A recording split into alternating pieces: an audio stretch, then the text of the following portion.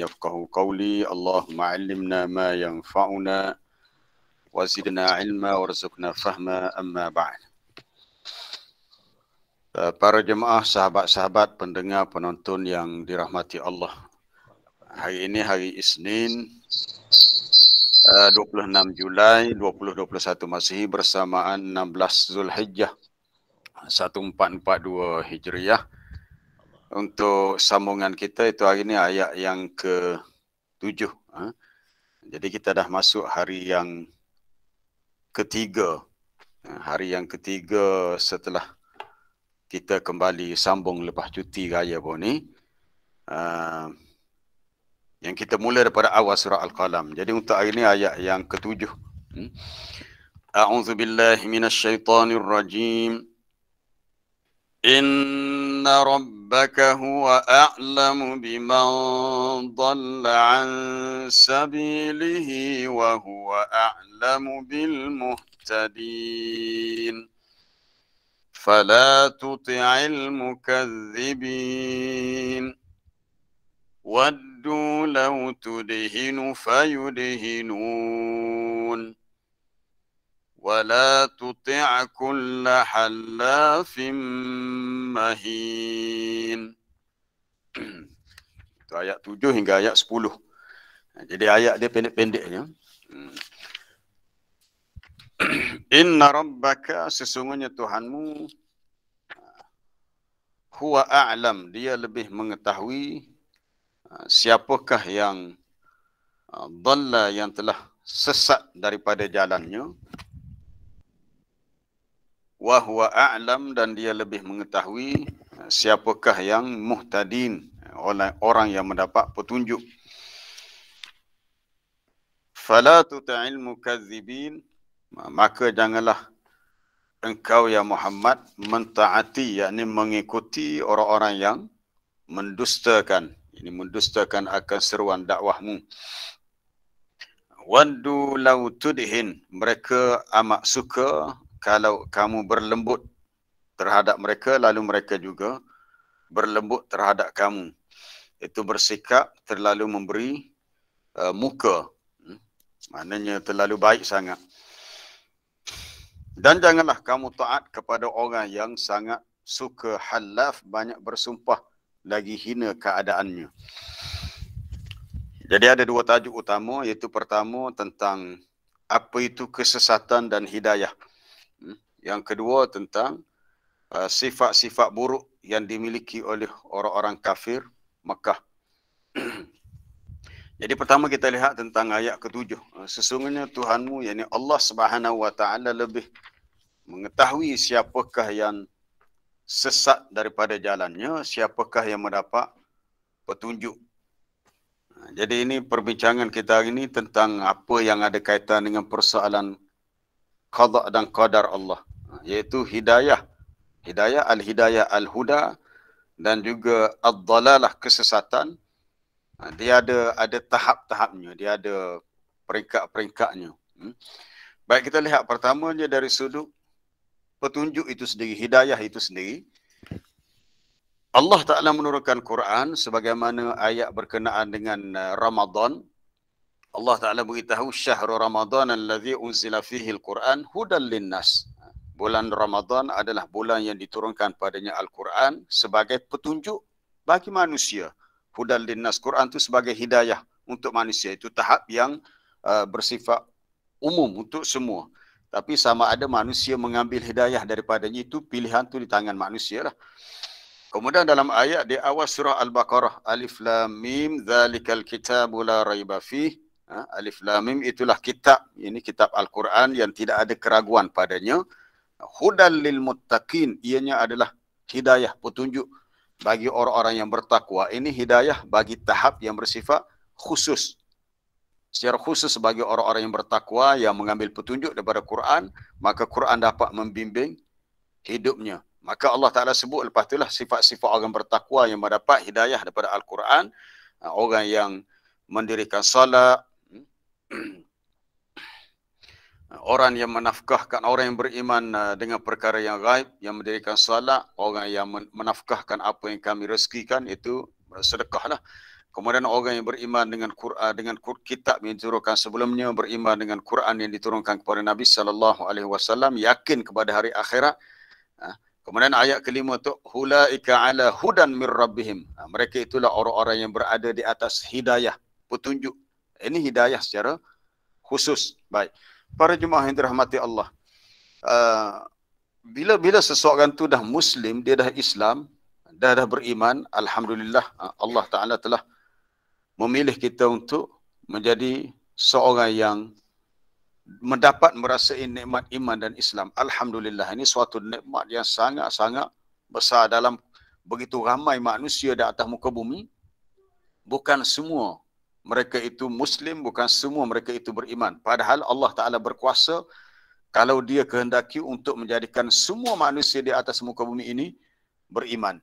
Walau sya'a rabbuka la amana man fil ardi kulluhum jami'a. Dalam ayat 99 surah Yunus. Dan kalau Tuhan kamu kehendaki, nescaya dia boleh jadikan berimannya semua manusia di atas muka bumi. Afa anta tukrihun nasa hatta yakunu mu'minin. Adakah engkau ya Muhammad mahu memaksa manusia sehinggalah mereka menjadi orang beriman? Iman ini tak boleh dipaksa. Allah Ta'ala turunkan kitab, utuskan Rasul, jadi manusia pilih. Hidayah tu dah diberikan. Jadi manusia pilih sama ada dia mahu mengambilnya atau tidak mahu mengambilnya. Ya, sebagaimana juga disebut dalam ayat, inna hadainahus sabil. Sesungguhnya kami telah tunjukkan kepada manusia jalan. Itu jalan petunjuk. Sama ada dia memilihnya, maka dia menjadi orang yang bersyukur. Kalau dia menolaknya, maka dia menjadi orang yang kufur. Imma syakiran wa imma kafura. Sekarang ni kita nak fokus kepada kita lah. Kita yang dah dapat merasai nikmat iman dan Islam. Secara umumnya kita dah dapat hidayah sebab kita dah Muslim. Baik, adakah orang yang dah Islam, dah beriman, dikira telah sempurna sifat hidayah yang ada pada dia? Ini sebelum kita bincang. Hidayah ni Allah Ta'ala yang tetapkan atau kita yang pilih? Sebenarnya ada tahap-tahap dia. Ada peringkat. Bukan semua bila dia Islam, dia dah beriman, bermakna dia mendapat hidayah dalam bentuk yang bil kulliyah, keseluruhan. Mungkin setengah orang tu, dia hanya mendapat hidayah, walaupun dia dah Islam, hidayah tu hanya 20%, 30%. Mungkin ada yang lebih banyak lagi, sampai 80%, 90%. Alhamdulillah. Bila seorang tu Muslim, bermakna dia dah dapat hidayah daripada Allah. Alhamdulillah. Cuma kita melihat ada orang yang tidak mengambil berat tentang ajaran-ajaran agama atas pilihan dia sendiri yang leka dan cuai. Bukan soal tak sampai seru, bukan soal tak sampai hidayah, tetapi dia sendiri lebih suka untuk memilih tidak mempedulikan hidayah. Apa contohnya? Contohnya sebab hidayah dan kesesatan ni dia tarik-menarik. Sesiapa yang dapat hidayah yang banyak, maka kuranglah kesesatan.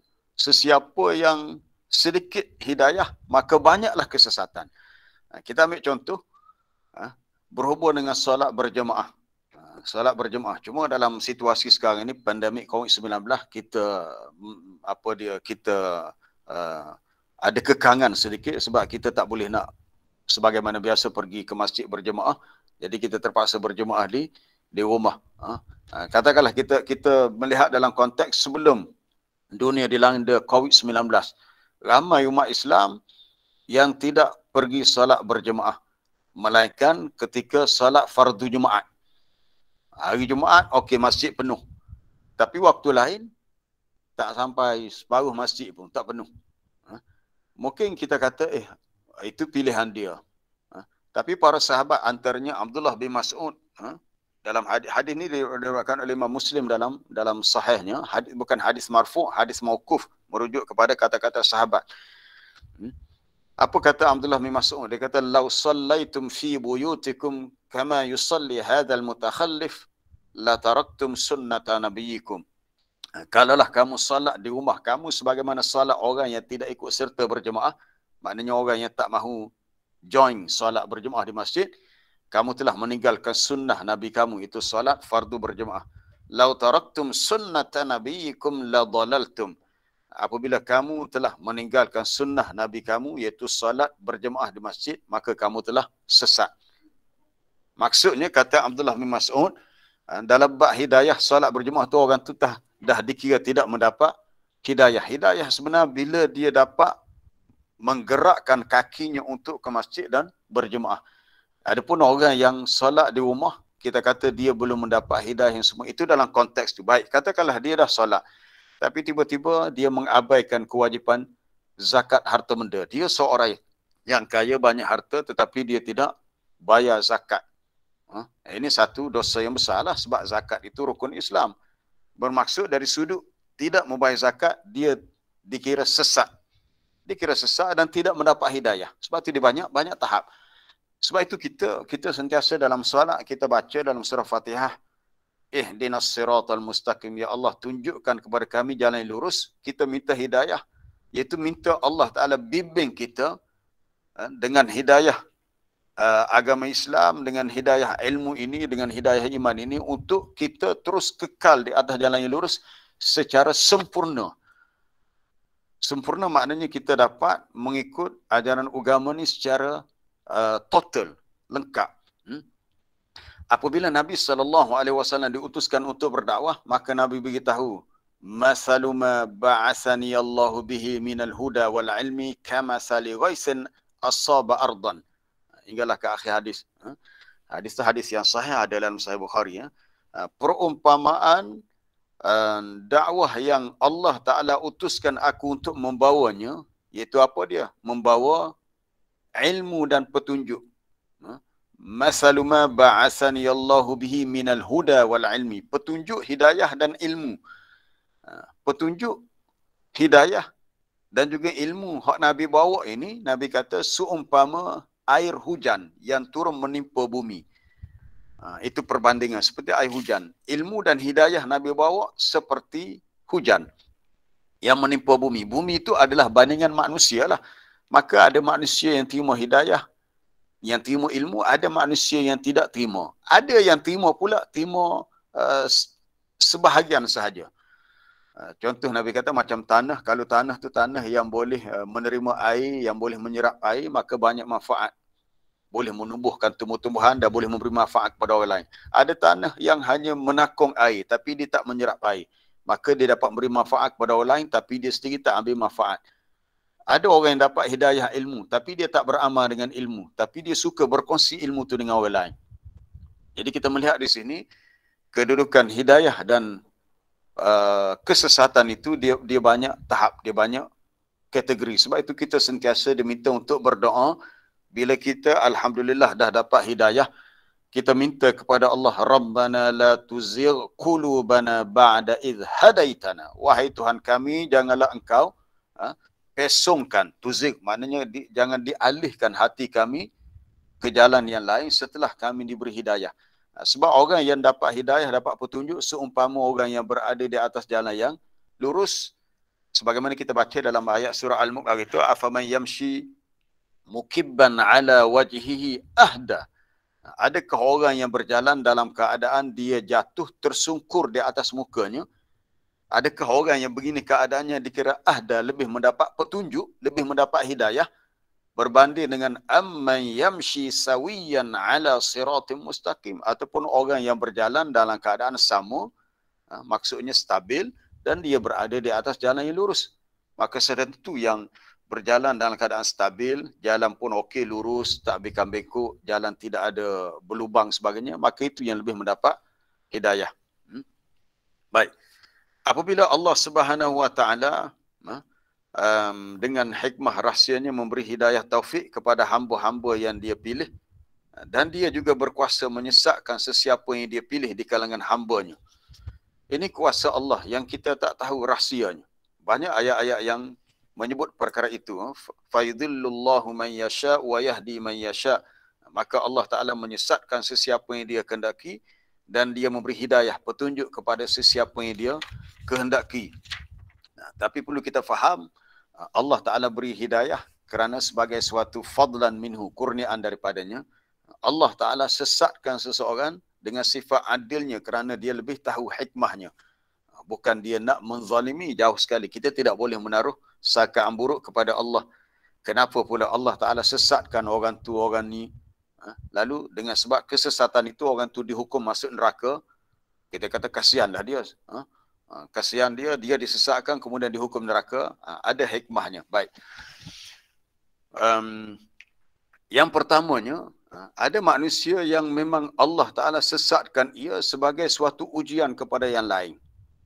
Kita melihat dalam dunia sekarang ni, adakah bilangan umat Islam ataupun bukan Islam yang lebih ramai?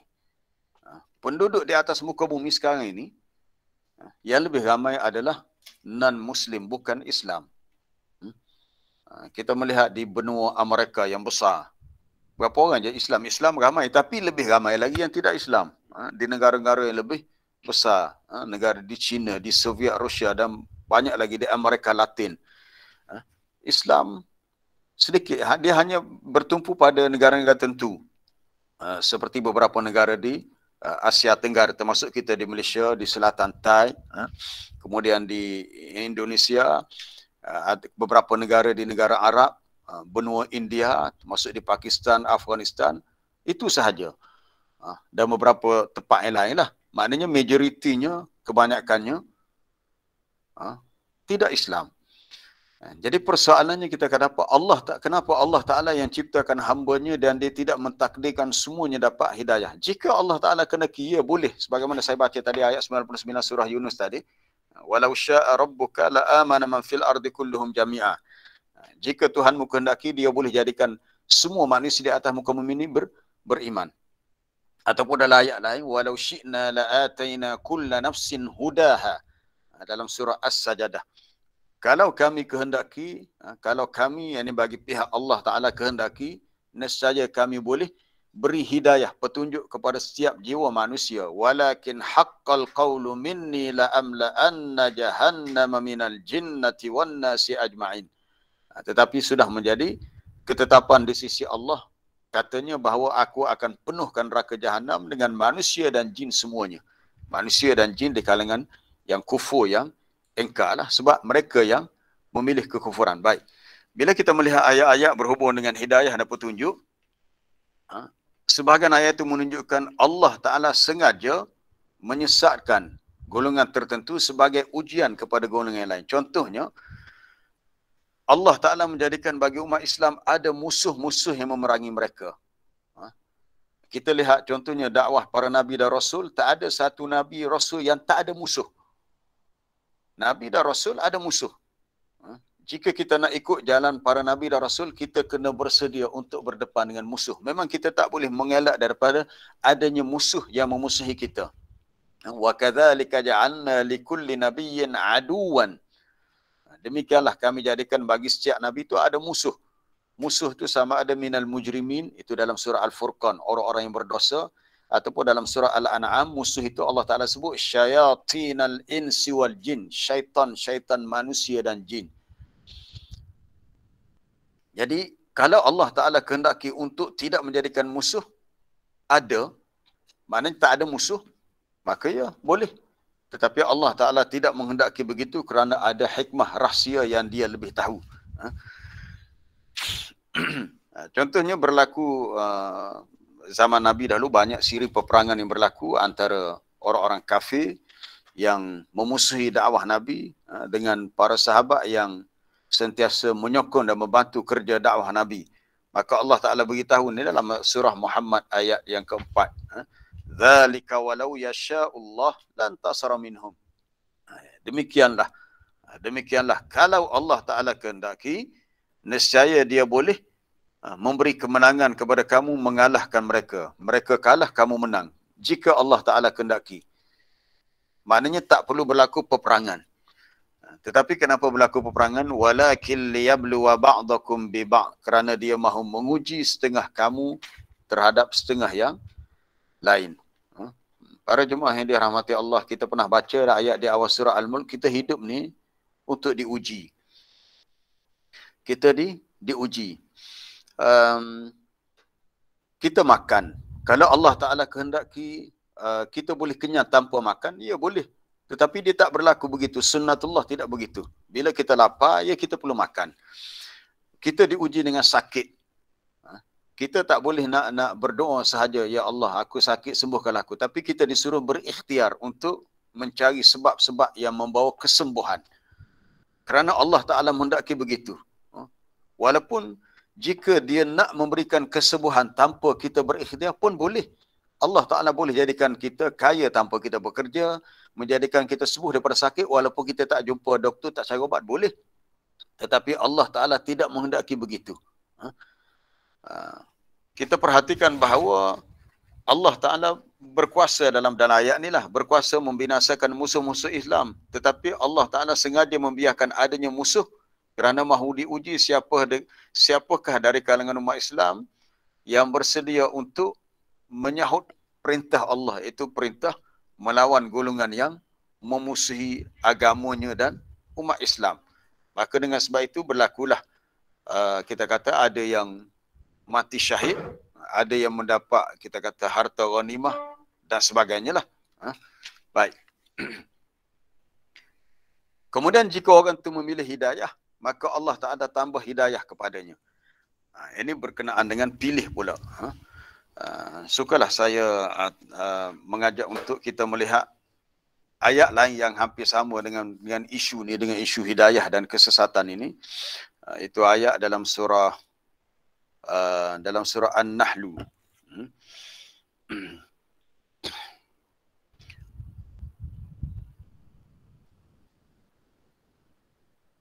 Ayat yang ke berapa ya? Lupa nak tanda. Ya, ayat 93. Ayat 93 muka surat 277. Walau sya'allahu la ja'alakum ummatan wahidah. Walakin yudhillu man yasha'u wa yahdi man yasha'. Dan kalau Allah Ta'ala kehendaki, nescaya dia menjadikan kamu adalah satu umat. Satu umat ni maknanya semuanya Islam lah ke. Semuanya Islam, semuanya orang beriman. Kalau Allah Ta'ala kehendaki, dia boleh jadikan begitu. Walakin, akan tetapi, yudhillu man yasha'u wa yahdi man yasha'. Allah Ta'ala mahu untuk menyesatkan sesiapa yang dia kehendaki dan dia memberi hidayah petunjuk kepada sesiapa yang dia kehendaki. Baik. Saya petik daripada tafsiran antaranya Abdul Rahman As-Sa'di. Dia kata maksud yudhillu man yasha' wa yahdi man yasha'.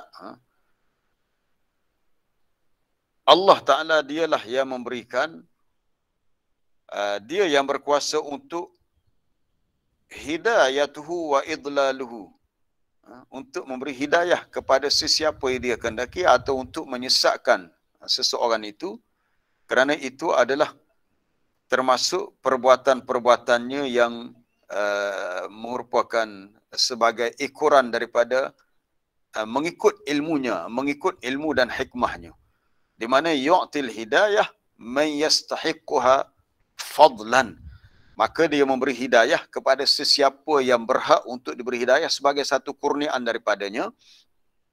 Wa yamna'uha man la yastahiqquha adlan, dan dia menyekat hidayah itu bagi sesiapa yang tidak layak kerana dia bersifat adil. Ini ada kaitan dengan ikhtiar, dengan pilihan manusia. Iaitu setelah diutuskan Rasul, diturunkan kitab, diberi akal untuk manusia berfikir, tetapi manusia masih memilih jalan yang salah atau jalan kesesatan, itu salah dia lah. Salah dia. Kita kena sedar, agama ni kita kena ikut Rasul.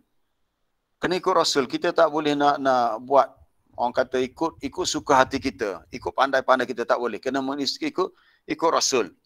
Hatta hinggakan dalam urusan kita beribadat, Nabi SAW menyebut, ini orang yang beribadat tapi dikira sesak dalam beribadat. Apa yang Nabi sebut? Man amila amalan laisa alaihi amruna fahuwa raddun. Hadis ini riwayat Imam Muslim daripada Aisyah radhiyallahu anha.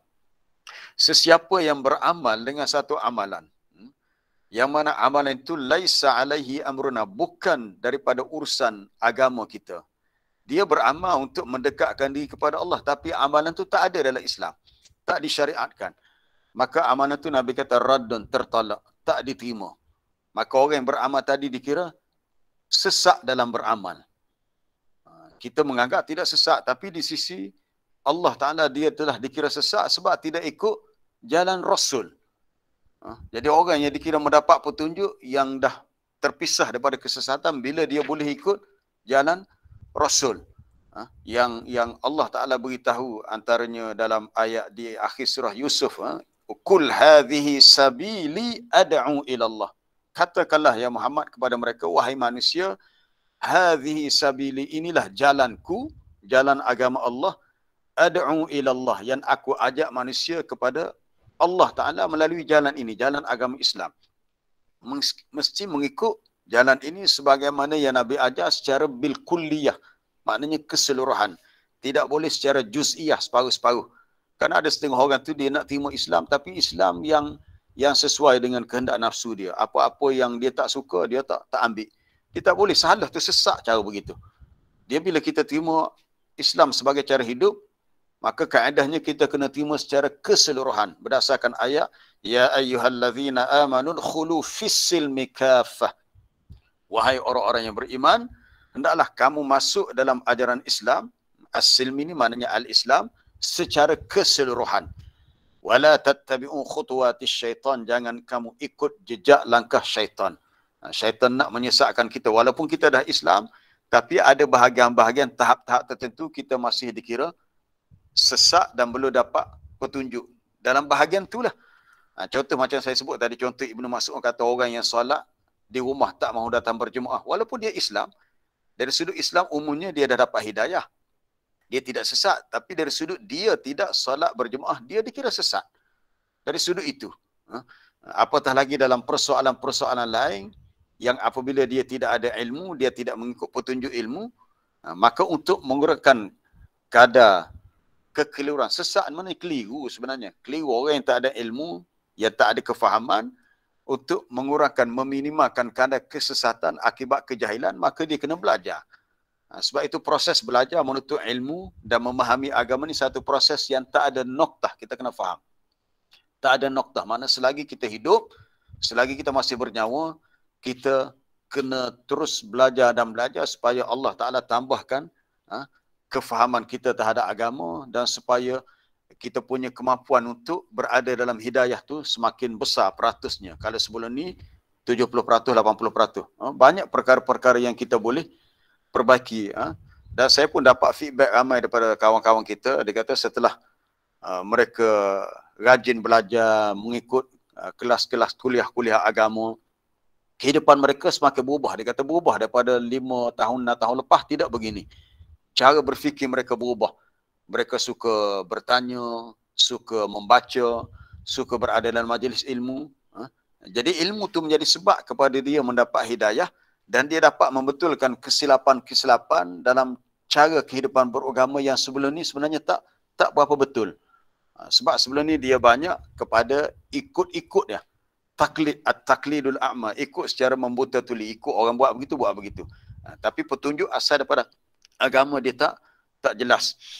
Baik, Imam Tabari menyebut berhubung dengan ayat tadi, ayat 93, Allah Ta'ala berkuasa menyesatkan sesiapa yang dia kehendaki dan dia memberi petunjuk kepada sesiapa yang dia kehendaki, iaitu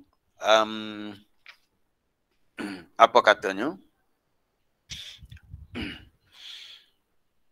Bahawasanya Allah Ta'ala memberi taufik bagi orang-orang yang taufik kepada orang-orang yang dilihat cenderung kepada jalan hidayah untuk mereka itu beriman dan beramal mentaatinya. Maka fakanu mu'minin, maka jadilah mereka itu orang yang beriman. Manakala sebahagian lain yang lebih cenderung untuk memilih kesesatan, lalu mereka dihina dengan keadaan mereka yang sesak dan jauh daripada jalan petunjuk.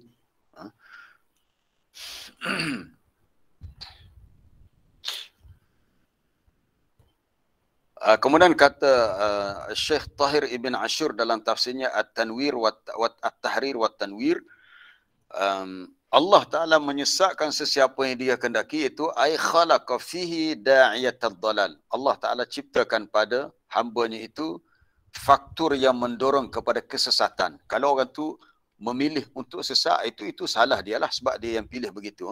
Sebenarnya hidup kita ni banyak pilihan.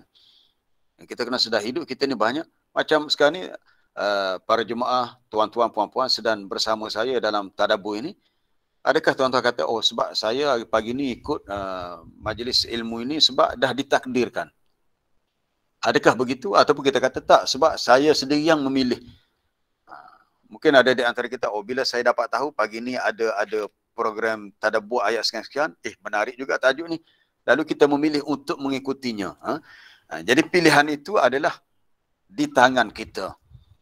Maka perlu setiap masa kita berdoa supaya apa-apa tindakan kita sentiasa mendapat petunjuk daripada Allah supaya apa yang kita pilih tepat. Tepat dengan kehendak Allah. Bila tepat itu dikatakan taufik. Jadi ada orang yang baru dapat hidayah, ada betul hidayah taujih, hidayah irsyad, dapat bimbingan, panduan, tapi belum ikut, belum tepat lagi. Yang tepat kena betul-betul kehendak Allah, maka dikatakan itulah hidayah taufik. Alhamdulillah setiap pagi kita bangun untuk solat subuh, alhamdulillah Allah Taala bagi hidayah. Berapa ramai di antara kita orang Islam yang tak solat subuh. Kemudian kita dapat bersama-sama dalam majlis yang begini. Berapa ramai orang yang hatinya tertutup, tak minat dengan majlis ilmu. Adakah kita kata dah Allah Taala tentukan dia begitu? Kita bertanya, adakah dia ada akal? Tak ada akal. Dia ada akal. Dia boleh pilih apa yang baik, yang buruk untuk hidupnya. Dan sudah sampai kepadanya pengetahuan daripada ilmu dalam Quran. Dia dah tahu, dah sampai kepadanya dakwah Rasul. Tetapi dia masih memilih untuk tidak menerima hidayah itu, maka salah dia lah. Salah dia. Kita bincang dah dulu dalam surah Al-Mulk.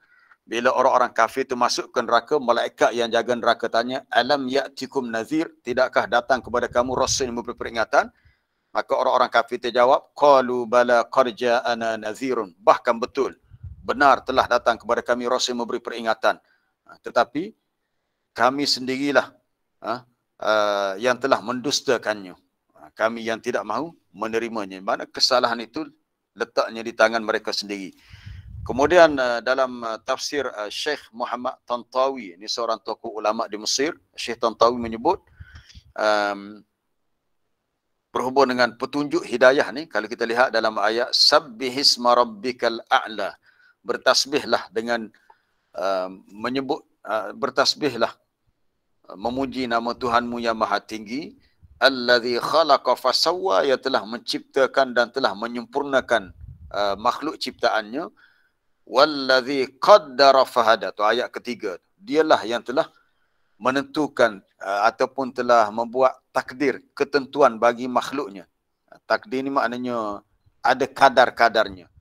Contohnya kita ni hidup 50-60 tahun, kita akan mati. Tak ada di antara kita yang hidup sampai 300-400 tahun sebab kita ni umat akhir zaman. Telah ditentukan bila kita lapar kita perlu makan, bila kita sakit kita kena berikhtiar mencari obat. Itu qaddar, takdir Allah. Sampai tersemasa kita akan mati, okey. Fahada, maka dia memberi hidayah. Maka hidayah ni katanya adalah diberi kepadanya al-irsyadu wad-dalalah, petunjuk dan juga bukti-bukti untuk manusia mengikuti tariqal khairi wal birri, jalan kebaikan, jalan kebajikan.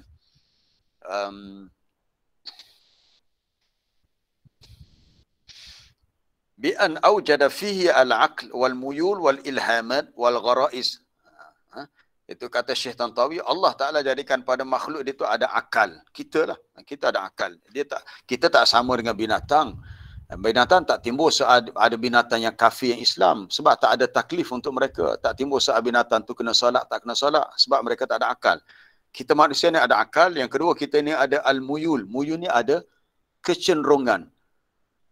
Yang kecenderungan kita ni lebih kepada sama ada fitrah yang bersih, yang betul, ataupun kecenderungan untuk ikut hawa nafsu. Sebab dalam diri kita dua-dua ada. Dalam diri manusia ada hawa nafsu. Nafsu ni biasa mendorong kepada kejahatan apabila tidak dikawal atau dibimbing dengan baik. Kita ada nafsu. Kita dibenarkan untuk makan sebab kita ada nafsu. Nafsu makan. Tapi kita tak boleh berlebih-lebihan.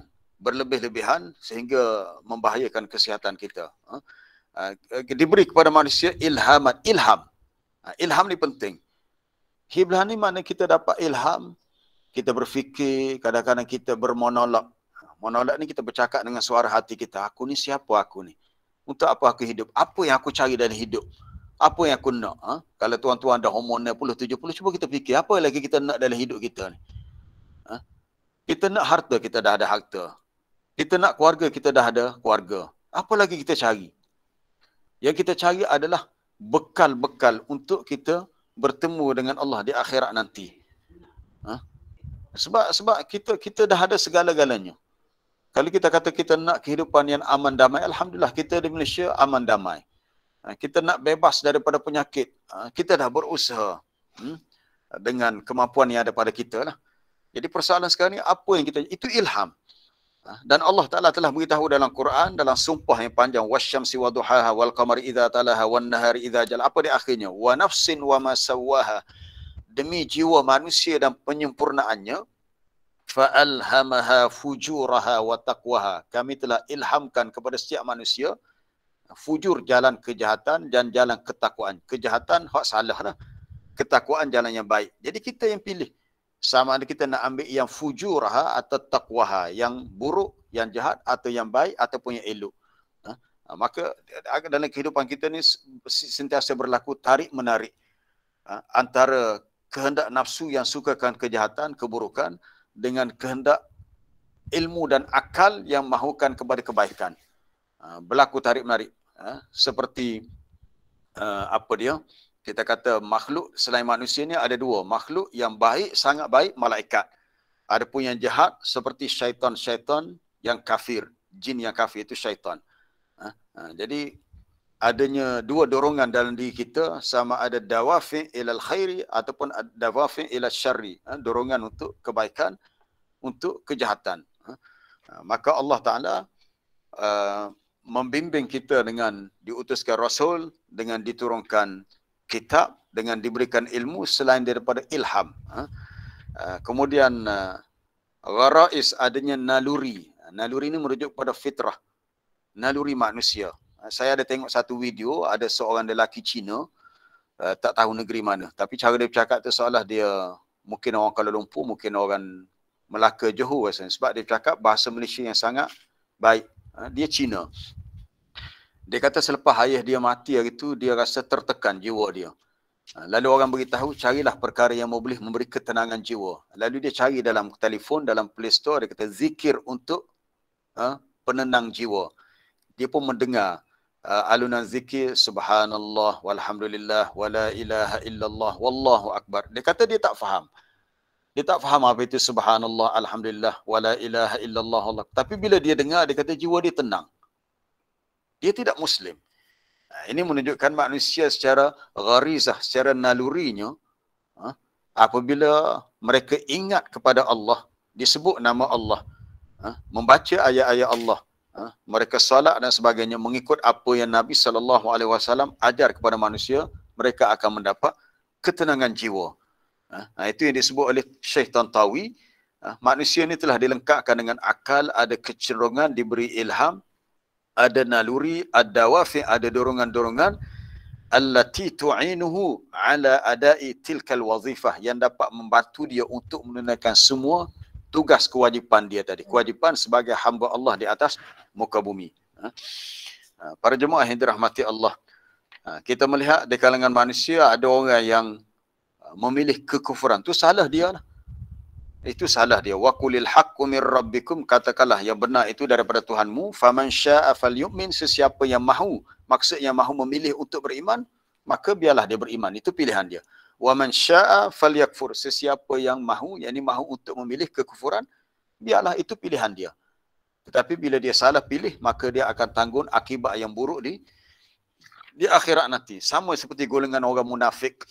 Orang munafik yang memilih untuk hidup dalam kepura-puraan. Kita memohon kepada Allah supaya dibersihkan jiwa dan hati kita daripada sifat kemunafikan. Para jemaah yang dirahmati Allah, sentiasalah kita berdoa supaya hidayah yang telah Allah Ta'ala berikan sentiasa kekal dalam hidup kita, dan supaya ianya tidak ditarik kembali. Ini kita takut orang-orang yang dia tidak jaga betul-betul hidayah tu, akhirnya Allah Ta'ala tarik kembali dan hidup dia berubah. Dulu okey, dia bagus, dia rajin ke majlis ilmu, dia rajin ke masjid untuk solat berjemaah. Tapi satu ketika bila hidup dia berubah, mungkin dia dah berada di tempat lain. Hidup dia berubah atas faktor dia punya environment, persekitaran yang tidak sesuai untuk dia laksanakan perintah agama. Kita lihat hidup dia berubah. Dia tidak lagi ke masjid, dia tidak lagi bergaul dengan orang Islam yang saleh, bahkan mungkin dia punya lifestyle, cara hidup dia tu dah sangat berubah. Quran dia tak baca dah. Mungkin kalau dulu okey, berpakaian menutup aurat sempurna, tapi aurat pun dah terdedah. Ini yang kita takut, fitnah kehidupan yang menyebabkan seseorang tu dia tidak sedar dia telah sedikit demi sedikit sudah jauh lari daripada petunjuk agama Allah, kerana dia sendiri yang tidak berusaha bersungguh-sungguh menjaga hidayah tu supaya kekal bersama dengannya.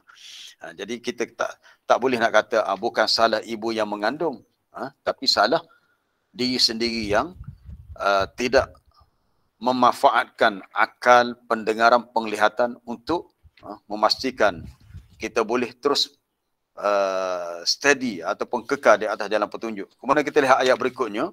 Dah hampir 7 suku dah ni, lebih 7 suku dah. Fala tuta'il mukadzibin, janganlah kamu taat. Taat di sini mana janganlah kamu ikut orang-orang yang banyak mendustakan. Ni saya dah highlightkan dalam kita punya grup. Ayat ni sebenarnya ayat-ayat berikutnya kita akan sambung lepas ni lah. Berkenaan dengan beberapa orang-orang kafir di Mekah. Yang masyhurnya adalah Al-Walid bin Al-Mughirah, seorang lelaki yang tinggal di Mekah, mempunyai banyak harta, mempunyai pengaruh, tetapi dia ni seorang yang sangat jahat. Sangat jahat. Adalah cerita kejahatannya. Maka pertamanya sifat buruk dia adalah sifat mukadzib, mendustakan. Maksudnya dia mendustakan kebenaran yang dibawa oleh Nabi, tak mahu percaya, tak mahu terima. Selain daripada ayat ini, kita lihat di awal surah Al-Ahzab, secara khusus Allah Ta'ala tujukan khitab perintah itu kepada Nabi SAW. Ya ayyuhan Nabi, ittaqillah. Wahai Nabi, bertakwalah kepada Allah. Wala tuti'il kafirina wal munafikin. Boleh rujuk surah Al-Ahzab, muka surah 418. Wahai Nabi, bertakwalah kepada Allah. Allah Ta'ala suruh Nabinya bertakwa, dan jangan kamu taat orang-orang yang kafir dan orang-orang yang munafik. Kerana orang yang kazibin, mendustakan itu adalah orang kafir lah. Ataupun boleh jadi orang munafik. Kalau orang beriman, tak akan berlaku sifat mukadzib, mendustakan. Sebab sifat mendustakan itu boleh merosakkan akidah. Kerana menolak kebenaran yang dibawa oleh baginda. Maka di sini Allah Ta'ala pesan kepada Nabi, jangan taat, mana jangan ikut apa yang mereka kehendaki. Bukan setakat kehendak orang-orang kafir dan munafik. Bahkan sebahagian kehendak para sahabat pun Nabi dilarang ikut. Kita rujuk dalam ayat di awal surah, surah Al-Hujurat.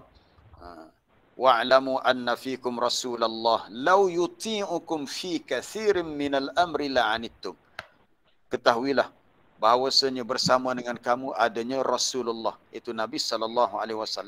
Allah Ta'ala nak peringatkan para sahabat, wahai sahabat-sahabat Nabi, bersama dengan kamu ada Nabi kamu.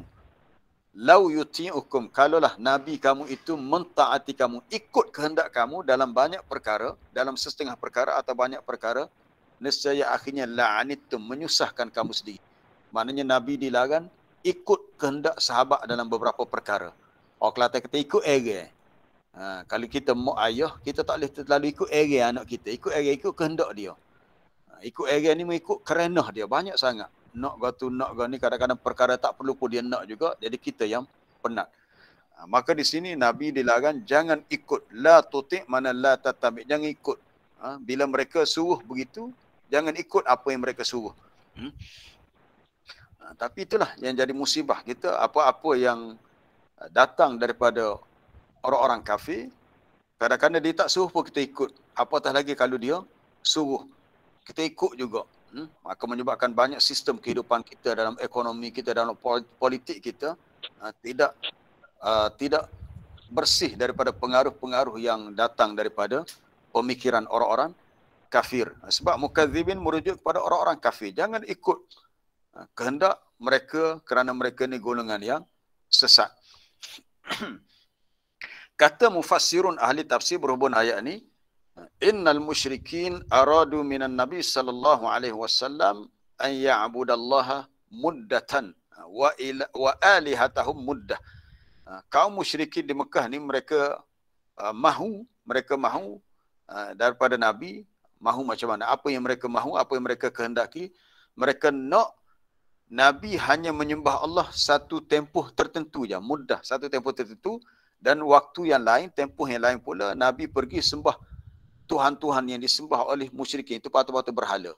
Seolah-olah dalam ibadat ni boleh apa dia? Boleh kerjasama. Dia tak boleh. Dia prinsipnya jelas dalam agama. Qul ya ayyuhal kafirun la a'budu ma ta'budun. Aku tidak sembah apa yang kamu sembah. Wala antum a'abiduna ma'bud. Kamu tak sembah apa yang aku sembah. Akhir sekali, lakum dinukum waliyadin. Bagi kamu agama kamu, bagi aku agama aku. Itu maksudnya dalam bab ibadat kami hanya menyembah Allah, Tuhan yang satu. Soal kamu uruskan sendiri. Dia tak boleh toleransi dalam soalan akidah, tak boleh. Ini perkara yang menjadi prinsip yang kita kena faham dengan jelas. Dia tak boleh nak buat kerjasama dalam perkara yang melibatkan soal prinsip, soal akidah. Jadi kalau Nabi ikut kehendak mereka begitu, sudah tentu habislah. Ikut kehendak manusia sesatlah. Wala tattabi' ahwa alladzina la ya'lamun. Jangan kamu ikut kehendak hawa nafsu orang yang tak reti ni, orang tak tahu. Mana orang yang jahil, orang kafir, orang munafik, orang yang mendustakan ni, mereka ni dianggap la ya'lamu, tak tahu. Kerana mereka itu innahum lan yughnu 'anka minallahi syai'a. Sesungguhnya mereka itu sedikit pun tidak dapat menolong membantu kamu daripada sebaran azab Allah. Jadi kalau ikut dia pun, bila susah apa-apa nanti mereka tak dapat tolong kamu untuk lepaskan kamu daripada kesusahan. Maka tak perlu ikut mereka. Jadi ayat ni walaupun khitab ditujukan secara khusus kepada Nabi, fala tuti'. Tuti' itu kalau kita belajar fi'il bahasa Arab, fi'il amar ni khitab kepada seorang. Allah Ta'ala tak kata fala tuti'u al-mukadzibin. Bukan fala tuti'u al-mukadzibin. Jangan kamu semua. Tak, dia khusus tuju kepada Nabi. Jadi kalau Nabi tak dibenarkan ikut orang-orang yang mukadzibin, yang mendustakan Islam, agama ini, maka lebih-lebih lagi kita sebagai umat baginda, kita tidak boleh ikut kehendak orang-orang kafir. Tak boleh ikut kehendak mereka. Wallahu alam, tak tahulah. Kadang-kadang kita dengar sesetengah tempat yang mungkin di sekitar masjid tu ada apa dia, penduduk yang non-Muslim yang bukan Islam.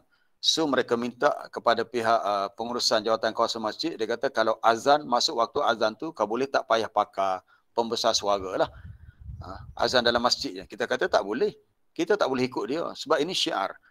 Kalau dia orang minta waktu kuliah tu guna speaker yang dalam masjid, atau kita boleh terima, tak apa. Sebab tak disyaratkan semasa kuliah ni kita guna pembesar suara di luar. Sebab yang pentingnya dalam sahajalah. Sebab orang di luar ni dia tak boleh fokus, kadang-kadang dia dengar tak dengar. Tapi untuk azan, masuk waktu solat azan, kita tidak boleh ikut kehendak orang bukan Islam yang ada di sekeliling masjid. Kata mereka tak payahlah guna pembesar suara di luar, mengganggu kami. Kalau waktu subuh kami sedang tidur, mengganggu. Kita kata ini adalah syiar agama kita.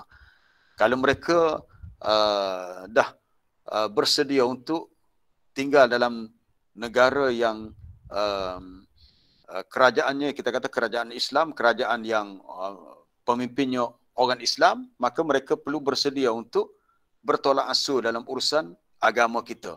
Jadi kita tak boleh ikut mereka. Mereka yang perlu faham agama kita.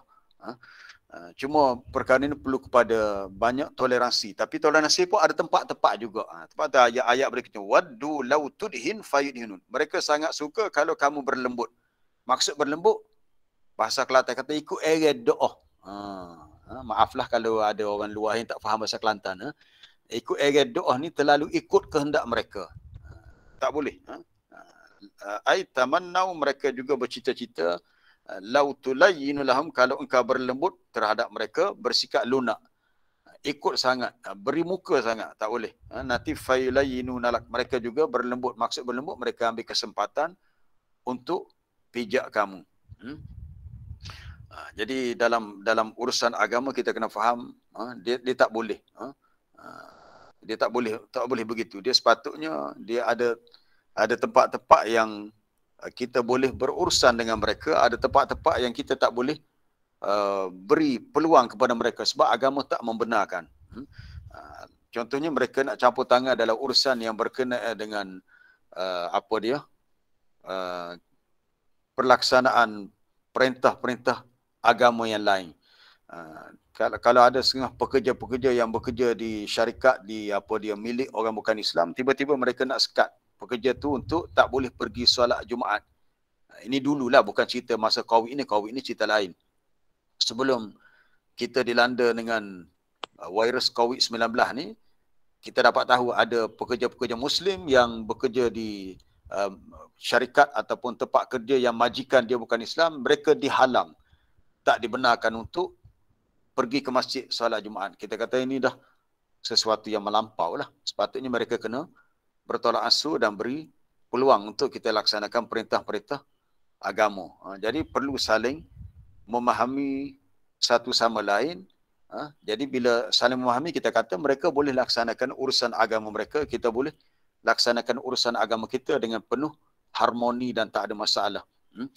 Jadi masalahnya bila mereka paksa kita ikut kehendak mereka, maka prinsipnya Allah Ta'ala beritahu, fala tuti', jangan kamu taat, jangan ikut kehendak orang-orang yang mendustakan, kerana nanti mereka ambil kesempatan untuk memusnahkan kamu ataupun mengalahkan kamu tanpa kamu sedar bahawa kamu telah masuk perangkap mereka. Jadi kita berhenti setakat tu, masa tak mengizinkan. Masih banyak lagi sifat-sifat buruk yang lain yang secara khususnya nak ditujukan kepada Al-Walid bin Al-Mughirah dalam cerita ni lah. Salah satunya sifat mukadzibin.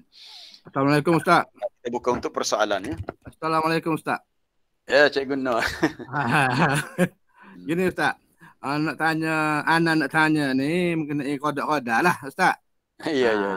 Qada ni ada setengah pendapat di kalangan kita dan ustaz-ustaz sendiri pun mengajar mengenai qada ni. Dia kata kita ni tak boleh bicara, kita kata teliti sangat bantu sebab takut kadang-kadang kita bila kita itu doa jadi nak nyalah kau Tuhan, jadi kata zalim pasal ni lah. Apa aku kena orang lain dok.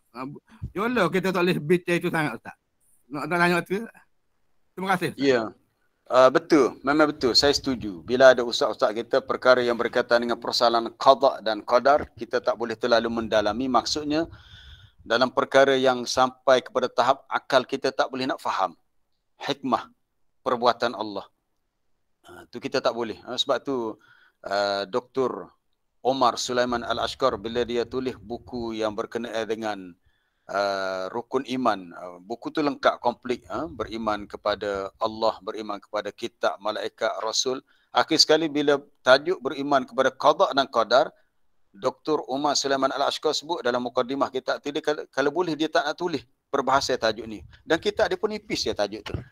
Dia tak mahu meluaskan perbincangan dalam persoalan qada dan qadar sebab takut timbul fitnah. Sebab banyak perkara yang akal kita tak mampu untuk pergi lebih jauh untuk mencari apa rahsianya, sehingga akhirnya menimbulkan keraguan. Atau itu yang dibimbangi, itu menimbulkan keraguan. Kenapa berlaku begini, kenapa takdir begini. Kita kata kenapa Allah Ta'ala jadikan orang itu sesak sedangkan Allah Ta'ala ni maha adil. Sebenarnya ada rahsia-rahsia yang kita tidak tahu. Sama ada orang tu memang sengaja memilih kesesatan, ataupun sesat tu hanya bersifat sementara, kemudian diberi hidayah tapi dia masih menolaknya, ataupun asalnya diberi hidayah kemudian diuji dengan kesesatan, akhirnya dia memilih sesat. Macam orang yang asalnya dia kafir, kemudian dia masuk Islam, kemudian akhirnya dia murtad. Itu macam-macam berlaku. Jadi perbahasan itu sebenarnya majoriti ulama tidak suka untuk meluaskannya sebab kita tak tahu hikmah rahsia di sebalik apa yang Allah Ta'ala tentukan. Sebab kaedahnya Allah Ta'ala tu la yus'alu amma yaf'alu wa hum yus'alun. Dia tak boleh disoal. Kita tak boleh nak soal Allah Ta'ala, nak soal siasat, nak tanya, ya Allah kenapa kamu, tak boleh. Sebaliknya manusia yang akan disoal, akan ditanya. Allah Ta'ala dia ada kuasa yang mutlak, tetapi apa-apa yang dia buat, dia dah beritahu, dia Tuhan yang maha adil dan dia tidak akan berlaku zalim. Kalau kita melihat macam tak adil Tuhan buat begini, itu pada penilaian akal kita yang sangat terbatas. Kita tidak nampak apa hikmah, apa kebaikan yang lain di sebalik ketentuan Allah. Baik, ada soalan bertulis? Assalamualaikum Ustaz. Ya, salam. Saya nak tanya berkaitan buku saya sebut tadi, Karaman Sulaiman Al-Asqani tu dah ada dalam bahasa Melayu terjemahan ke? Dah ada. Apa tajuknya? Dia buku tu warna merah. Puan Ros ni ada dalam grup ke? Ya, saya dalam grup. Dalam grup WhatsApp ada? Saya daripada Melaka ni. Daripada? Melaka. Ada dalam grup WhatsApp Cintalah Al-Quran. Grup Cintalah Al-Quran ada? Ya, grup Tadabbur. Grup Tadabbur dalam Telegram. Okey, tak apa, nanti saya hantar Sedara gambar. masukkan apa ni, Normah tu sedara dia masukkan nama saya. Oh gitu. Tak apa, nanti saya masukkan gambar buku tu. Buku tu diterbitkan di Indonesia oleh Pustaka Imam Syafi'i. Okey. Ada dijual dalam Shopee. Nanti saya masukkan dalam Telegram. Okey. Ya. Terima kasih Ustaz. Assalamualaikum Ustaz. Ya, salam. Apabila seorang hamba tu terlupa sesuatu, adakah saranan kepadanya untuk membaca doa seperti mana dalam surah Al-Kahfi, wadhkur rabbaka idza nasi, Allahumma dzakkirni ma nasitu wa 'allimni ma jahiltu, ataupun selawat kepada Rasulullah. Sebab kalau tengok daripada hadis tu, man arada an yuhdatha bi hadisi fanasihi falyusalli alayya. Siapa yang hendak membacakan suatu hadis lalu dia terlupa, maka selawatlah ke atas aku.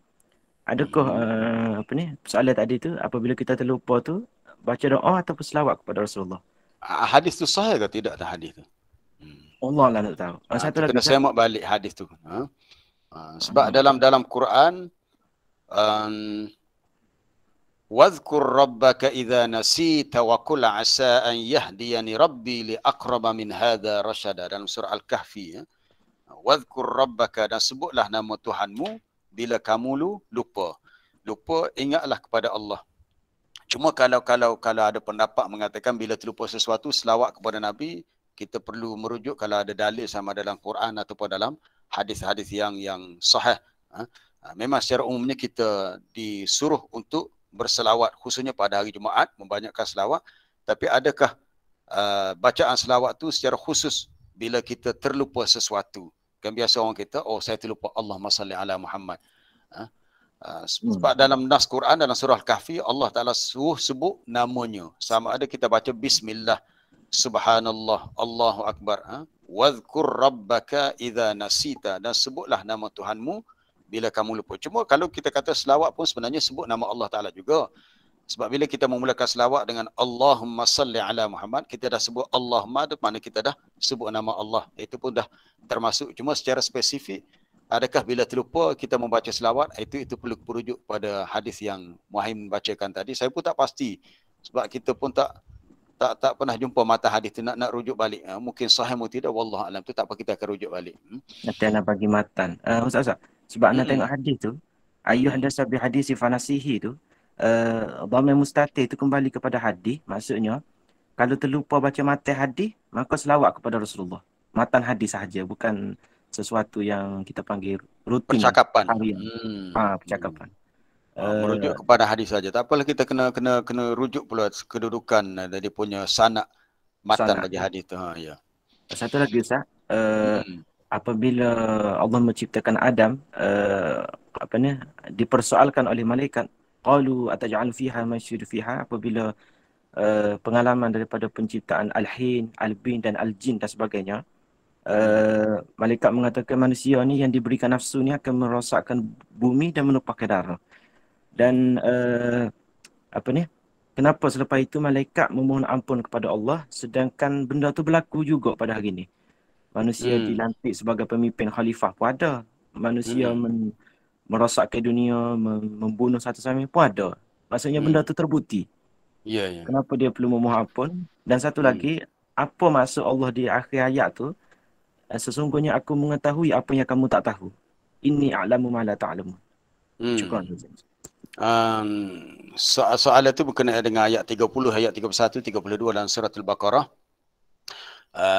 Syekh Salah Abdul Fattah Al-Khalidi ni seorang ahli tafsir di Jordan. Dia ada menulis buku khusus tentang kisah Nabi Adam dan juga tadabbur daripada kisah Adam.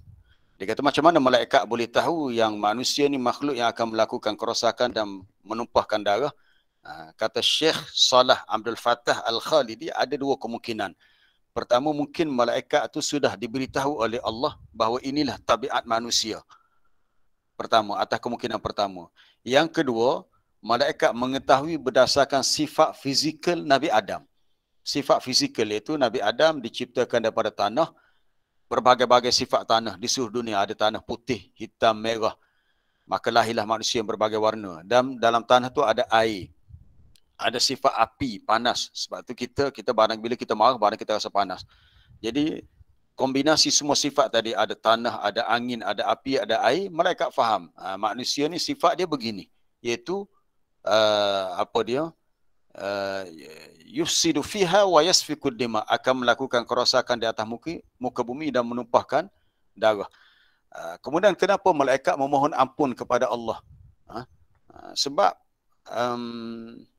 malaikat bertanya kepada Allah sesuatu yang hikmahnya malaikat tak tahu. Hikmahnya, kenapa Allah Ta'ala menentukan Adam jadi khalifah, malaikat tak tahu hikmahnya. Jadi dia telah bertanya sesuatu yang dia tidak patut tanya sebab ilmu tu khusus bagi Allah. Iaitu hikmah dijadikan Adam sebagai khalifah tu, Allah Ta'ala sahaja tahu rahsianya. Sebab itulah di akhir ayat itu Allah Ta'ala sebut, Inni a'lamu ma la ta'lamun, aku lebih tahu apa yang kamu tidak tahu. Kerana Allah Ta'ala bersifat maha mengetahui. Adapun makhluk sama ada manusia, jin, malaikat, manusia, jin, malaikat ni dia hanya tahu apa yang Allah Ta'ala beritahu. Jadi rahsia di sebalik Allah Ta'ala tentukan Adam jadi khalifah, malaikat tak tahu. Allah Ta'ala saja lebih tahu.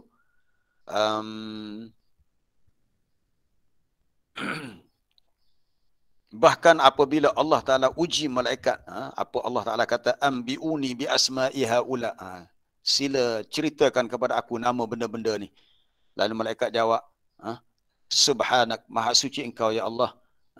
La ilma lana illa ma 'allamtana. Kami tak ada ilmu kecuali apa yang engkau ajarkan kepada kami.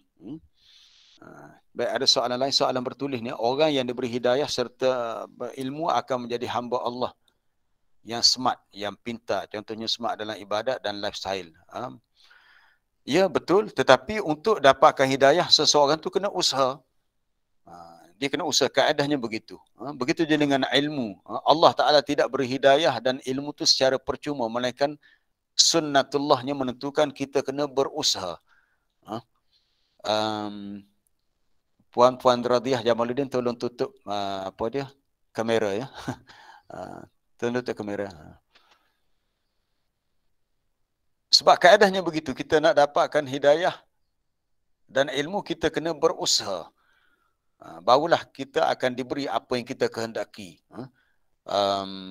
Kemudian apa dia lagi? Hadis ini dikeluarkan oleh man arada an yuhaddisa. Kita apa-apa nanti saya akan rujuk balik. Katanya sanadnya dhaif, ya. Apabila dalam sesuatu majlis, apabila penceramah tu menyebutkan Rasulullah sallallahu alaihi wasallam, adakah seorang itu perlu mengulangi lafaz sallallahu alaihi wasallam ataupun Allahumma salli ala Muhammad? Yang kedua, adakah memadai untuk berselawat sekali sahaja kepada Rasulullah dalam satu majlis yang mana dibacakan hadis berkali-kali? Syukran. Dia tetap selawat dalam majlis tu, dia apa-apa sirah yang digunakan semuanya membawa kepada maksud selawat.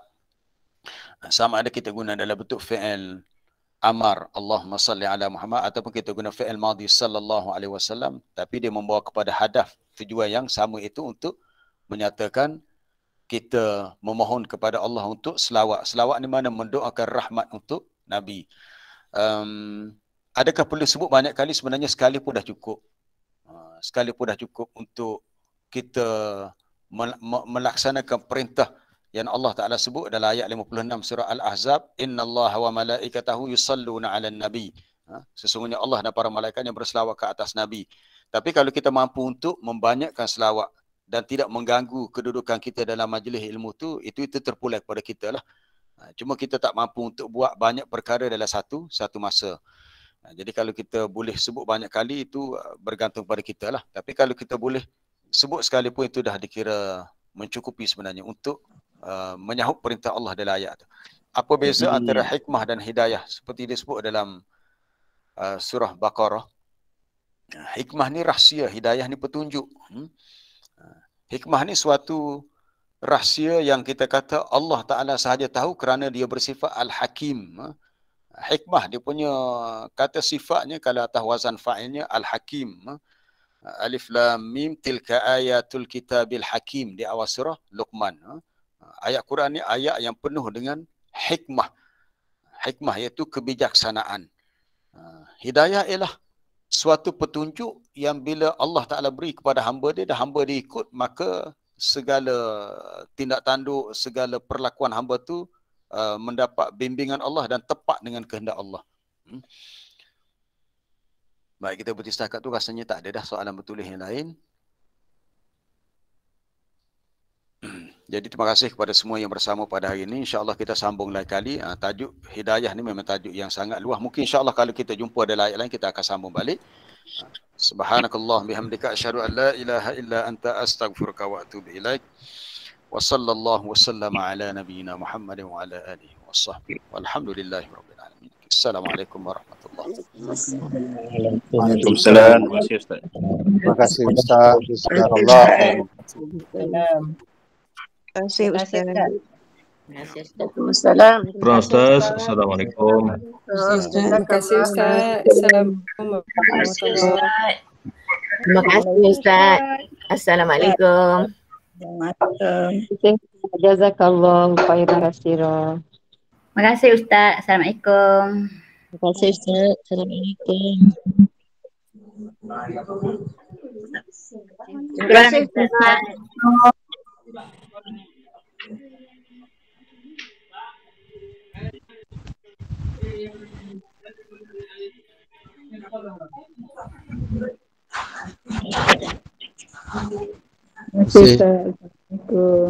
Assalamualaikum. Jazakallah Ustaz. Assalamualaikum Ustaz. Terima kasih Ustaz.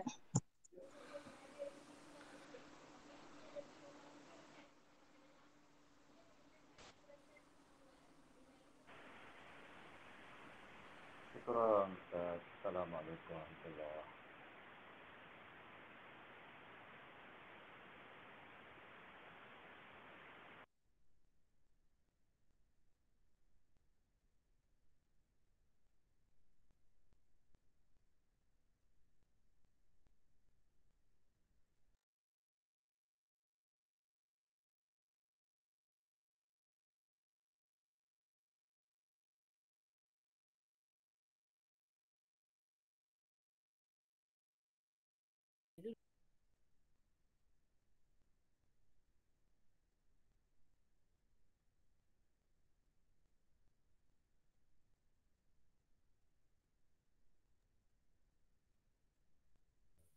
Nak kecil.